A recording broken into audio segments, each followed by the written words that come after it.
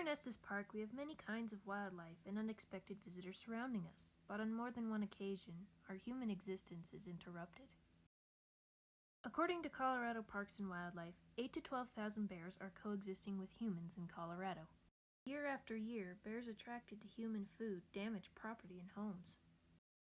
Up here, around this time of year, we're dealing with a house break-in every other night.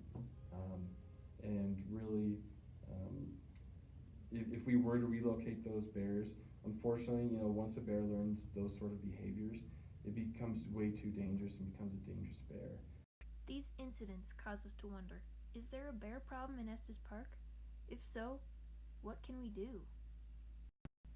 As these creatures grow more comfortable around humans, their destructive and invasive habits become problematic for residents and businesses of Estes Park.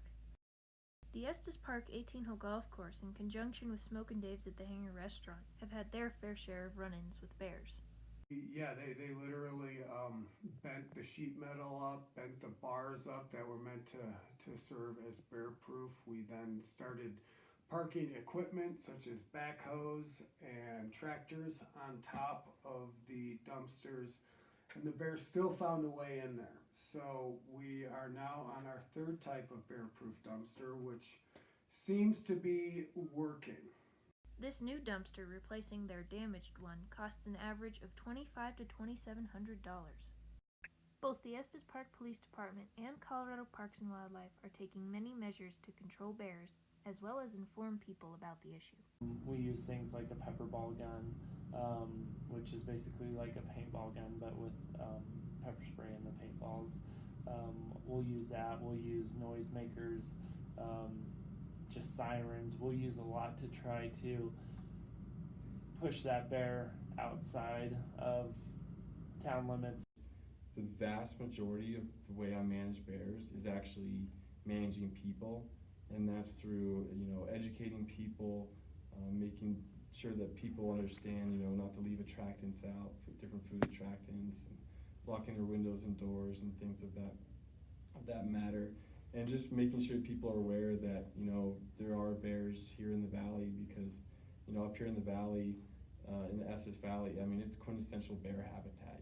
We expect bears to be here. We do a variety of different methods of hazing bears, which is essentially just giving these bears a negative experience to hopefully educate them and learn, not to get into a trash can. Some of those methods that we use include rubber buckshot and beanbag rounds. So this taser right here on my belt, it's the same taser I use for law enforcement, so like on people.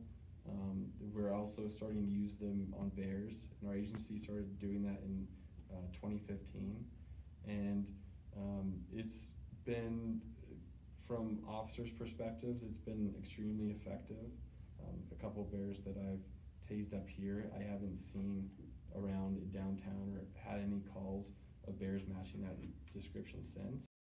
Another method of control, a trash can ordinance, has been instigated. The laws state that if you are keeping trash or waste outside of your house or business, it has to be in a wildlife-proof container, which means it can lock.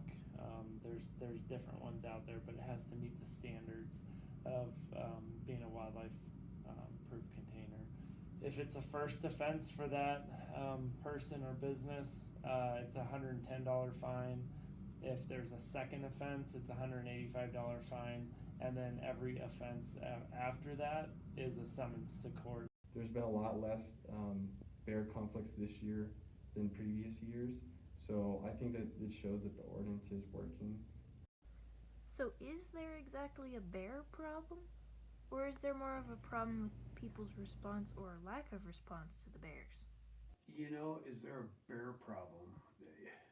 I don't know if it's a bear problem or if it's, humans not taking care of their trash properly. You can't blame the bears for getting into these dumpsters, and what I blame is the people. It's our responsibility to make sure we have bear-proof dumpsters, and we actually lock these bear-proof dumpsters and latch them. And it's a lot of minor inconveniences for us living up in bear country, but it's worth, those inconveniences, because then we get to see bears around. We as humans must take informed actions to ensure a safe coexistence of bears and humans. Because when it comes to living in a town surrounded by wilderness, we must take steps to preserve the delicate necessities of nature.